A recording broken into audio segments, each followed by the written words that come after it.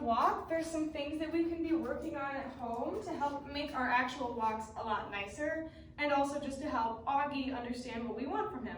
So, we basically want to build the value of being in heel position as much as we can, because anytime we reward him for doing something, we're going to see more of it.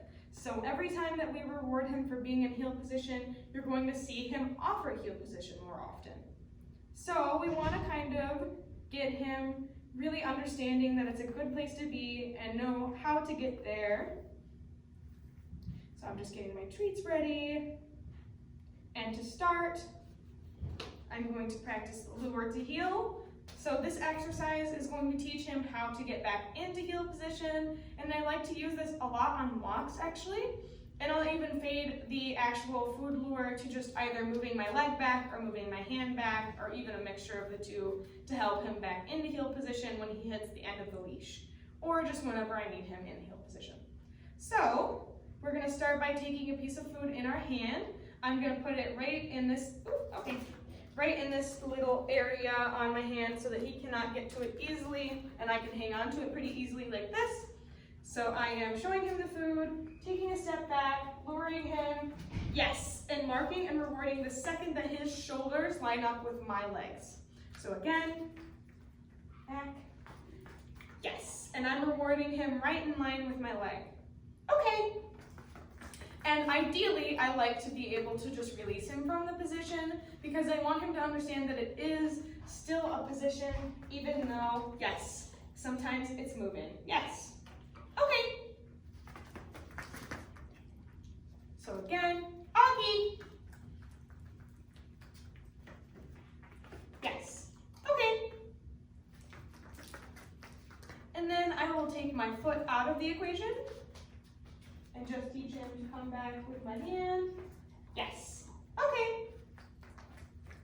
Making sure that I'm luring him far enough back that he can line himself up properly. Yes. Okay. And one more time. Auggie. Just like that. Yes. Okay. And to fade the lure, all we're going to do is start pretending that we have food in our hand, making the exact same shape in our hand as we did before with food. Yes. And then rewarding him after with from our other hand. Okay. So again, quickly, or not quickly, just again. I'm going to do the same motion. Yes. And everything. Okay. Just with no food in my actual hand. And then after doing a couple of those, I'll have food in my hand again, just to help him out, just so that he doesn't, yes, start to get frustrated, yes, because things are changing, okay. And then, Auggie. I can also just do an open palm, yes. Okay, so that'll be our final step with that one. Next, we're going to work on choose to heel. So in this game, I am just going to start walking around. And anytime that I notice he's in heel position, yes, I'm going to mark and reward him. And I'm rewarding right down my pants seam, yes. So it doesn't matter if he's looking at me. It doesn't matter if he chooses to go off and do whatever he wants to do. But whenever he does choose to, yes, be in heel position, I'm going to let him know that he did a good job. Yes. So I can keep walking while I feed him. Yes. And I really especially love when he walks around like this and looks at me. Yes, this is exactly the picture that I want most. Yes. So I'm going to make sure to keep up my rate of rewards really high. Yes. Reward him as often as I can. Yes. Especially because he's a puppy, and the more that we put into his bank account with this now, yes, the more we are going to build a really super solid heel as an adult dog. Yes. Everything that puppies learn in their puppyhood ends up being their strongest behaviors overall. So we want to make sure that those behaviors are the really important ones. Yes. So for safety, heel is a good one. Sit, yes. Drop is another good one. Leave it, obviously. Yes. Making sure that we're keeping up on these will help us in the long run, especially as he hits adolescence. Yes. So this is the original Choose to Heal. And the next step for this, for me, is going to be adding a stop in there.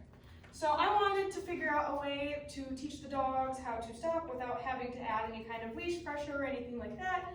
And it's super easy. We're just going to use anticipation to be our friend here and help us teach him how to stop. So it sounds a lot more complicated than it really is. All we're going to do is continue Choose to Heal. Yes! Mark and stop. And then put the food down my pant seam all the way down on the side of my foot. So again, yes!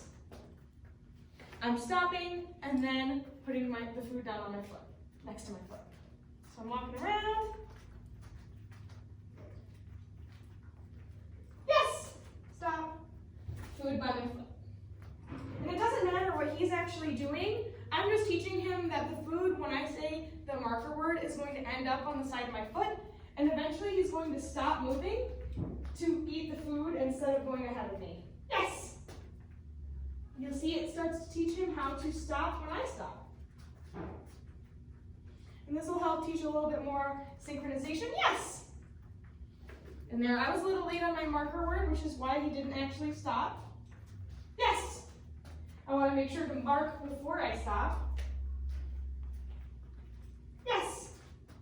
And that's when we get those nice stops. Yes! Just like that. Okay. So that's what I really want to put a lot of my time and energy into. Whenever I'm doing the healing stuff, I like to use some really high value treats whenever I can, just to, again, really build the value of being in a healed position and doing all of these things that we want them doing. And then the last thing that I also want to be working on is teaching him how to respond to leash pressure. So that no matter what, he's a dog, he's gonna end up pulling at least occasionally, and you just wanted to teach him to be a little bit lighter on the end of the leash and teach him what to do when he does hit the end of that leash. So I'm just gonna hook him up to a leash. It doesn't need to be a 10-foot leash. This is just what I have right here. So I'm gonna hook him up, and I'm going to get my treats ready. Again, I really want to be using high value treats for this, just to load the value of doing it. And in real life, when we're walking, I like to make a pretty big deal out of giving to pressure whenever I can, and especially whenever I notice it's a struggle. Yes! Yes. So what I'm going to do is I'm going to show him the food, take the leash about 4 to 6 inches away from the end of it, and I am going to lightly, with only a finger's worth of pressure, pull in a direction parallel, yes, to the ground. And as soon as he moves his feet in the direction that I'm pulling, I'm going to mark and reward. So again, reset him. Super light pressure, yes! And it doesn't matter if he's fully walking in the direction that I'm pulling, I just want him to slightly move in that direction, if he can. Yes, and it'll slowly become more exaggerated. You'll notice the more you do this and the more that you do reward him for giving to pressure in real life, the more often you'll see him only needing a feather-light amount of pressure to actually, yes, turn around and reorient to you instead of just continuously pulling through.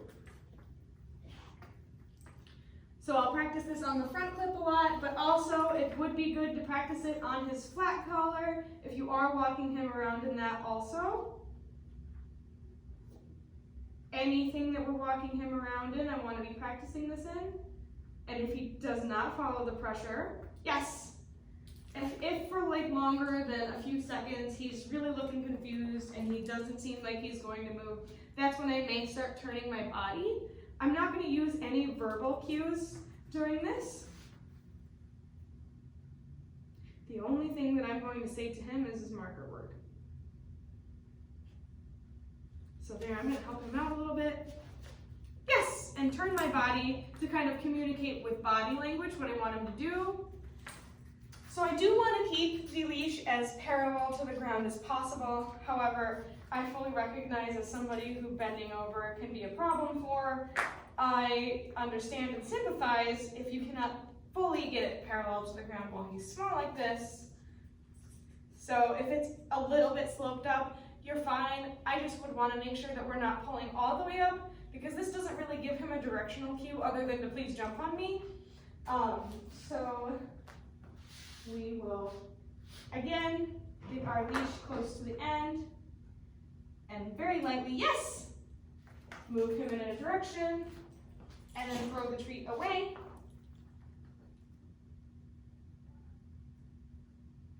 Yes. So that's what that looks like standing up.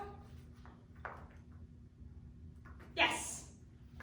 So that's how we start teaching leash pressure. And that's another one that I really want to load the value of a lot, using high value rewards, just because, again, if he does ever feel the need to pull, I want him to stop pulling as soon as he feels that pressure, instead of just continuously pulling through it because he thinks that that's the way to get what he wants.